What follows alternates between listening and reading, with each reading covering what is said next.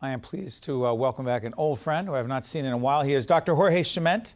He is the Dean of the School of Communication and Information at the great Rutgers University, the State University of New Jersey. Jorge, good to see you. Good to see you. Full disclosure, because that's what we do in PBS, good idea. right? Yep. Jorge Schment was my dissertation advisor. He actually is very much responsible for me getting what my kids call a degree, a PhD, which is not a real doctor, according to my kids. And enjoyed every minute. Well, I thank you for everything that you did for me, and just want to get that out of the way. All right. Ready to do business? Yep. Let's talk about a couple things. The biggest one is information technology. Where are we today, and where the heck are we going? Well, we're in a world today where the inside of our houses looks like the control center at NASA. We're in a world today where we have many of us have more computers than human beings in our houses. We definitely have more televisions than human beings in our houses.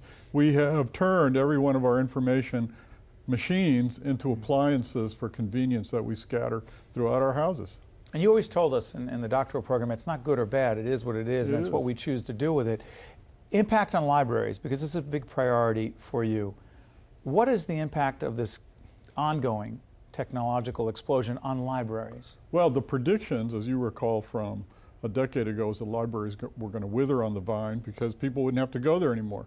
What do we find? We find libraries bursting at the seams. Because? Because, for one thing, there's a whole lot of people who don't have access to the technology that we were talking about, and they have to go to libraries to get access to them. People have to file forms with government in order to get health care, for example. They're all electronic now. Where are they going to get them? They have to go to the library. What's fascinating to me is that libraries have become closer to social work, and social work has become closer to libraries because they both spend enormous amounts of time providing people with information. But the other thing that strikes me about this, when we talk about libraries and the role we're playing, is that more and more people, and I'm not sure how much of it has to do with the serious economic problems in our country, but online education is exploding as well. Absolutely. Because? Well, for one thing, New Jersey is growing in the number of people that we universities have to serve. It's very expensive serving people in the classroom. It's much less expensive to serve them online. But here's two other things that are a consequence of that. Faculty members who teach online, as you know, when we teach in the classroom, it's 3 hours outside for every hour we spend inside. Right. When you start teaching online, it's 5 to 1. Why? Because you have to prepare every single thing and you can't wing it. And so everything has to be prepared. People spend more time. But here's what else we find. The online student is more likely to retain the material than the in-class student. That doesn't make sense to me, because as people who teach, and I often remember the classes you taught, I'm thinking, as I was getting ready for the show, Jorge, how the heck could Jorge have done what he did with us in that program a decade or so ago if he were in California or at Penn State where you were, and we were at Rutgers? How would you do that? Yeah, it's different. And really connect, because I'm big on connecting. Well, the connection, I mean, you and I connect personally, and we connect emotionally through personally. When you're online, you connect textually and you connect visually. Textually.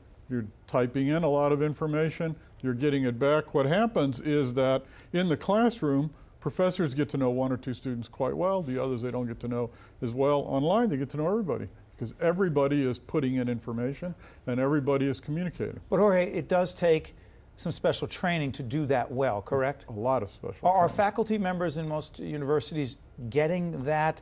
What kind of quality control is there for this process right now? Well, we're trying to exert a lot of quality control, which means what people aren't just jumping into it. Right.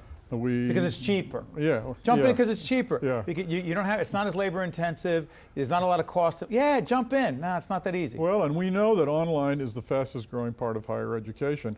But if it's not handled properly, you have these huge disasters. So at Rutgers, we're trying to do it sensibly, logically, growing slowly, but we have to grow.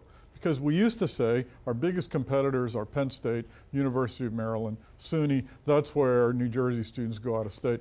Our biggest competitor today is the University of Phoenix. Because they're big online. Because they have 500,000 students. 500,000 students. 500,000 students. And the campus? There is no There is no campus. campus. Yeah, there is no campus. Let's talk journalism. You and Okay. I have been talking journalism for a long time. Obviously, for selfish reasons, I worry about the future of journalism, broadcast and otherwise. Is there such a thing as broadcast journalism, or do we, as a series called One on One, have to make sure that our content is totally adaptable to the web, that we have all these media partners and platforms? There is no thing called print, electronic media, right? Yeah, we don't distinguish so much anymore because it doesn't make sense. I mean, if your signal goes out over the air or comes through a wire, what difference does it make to the person who's watching it, right? And it's also all becoming digital anyway. So we're boiling everything down to some digits. The medium is becoming a question of business models, but the quality of the writing has to be high, the quality of the visuals have to be high, and the message has to be significant or else people won't follow. So stay on this for a second. This compelling 8-minute interview that I'm doing with you, we put it airs on several PBS systems, right, and some other commercial systems as well. But we also put it on, say, NJ.com, which is the Star Ledger's website. Right. They happen to miss Jorge Chement on public television. Hey, let me check this out. I watched this interview there. Does it matter to the person who watches it, where they're seeing it? No, it doesn't matter where they're seeing it anymore. And the quality of the screens is pretty much the same where they're seeing it. What's fascinating is that person who goes to the website to see it can give it to somebody else. Just forward it. And that's right. And that turns out to be the way in which a lot of people find out about their news. They're getting it from each other. Yeah, but Jorge, here's the problem. One of the many problems and issues. How the heck am I going to tell our sponsors and advertisers? How are we going to track that? Well, you know I sit on the policy board of the Ad Council. Go ahead. So they're having fits, are they not? Yeah, we grapple with the question, how do we measure who's watching? Not to mention TiVo and DVRing. Go ahead. That's right. No, I mean, it is a huge challenge. We don't really have our hands on it yet. And you can't stop it. You can't stop it. You got to jump into it. You got to jump with it. You got to go with it, and you have to know the directions that are going in order to be going with it. Otherwise, you're going to find yourself left behind somewhere. And speaking of being left behind, love the newspaper work that I do, write for a few newspapers, particularly Star Ledger, as I was saying. Can newspaper? So they tend to value print. The other print media that's making it are the very, very local, what we used to call the advertisers, right, that get passed around. And increasingly, in places I've observed, there's little news items appearing in it. What's happening is the long news item is getting short. What a fascinating time to continue to do the research you're doing and have an impact on students, graduate students, undergraduates, et cetera. And thank you for everything that you've done for Rutgers and selfishly for me. Thank you, Steve. Thanks, Jorge. Good to see you. Great job.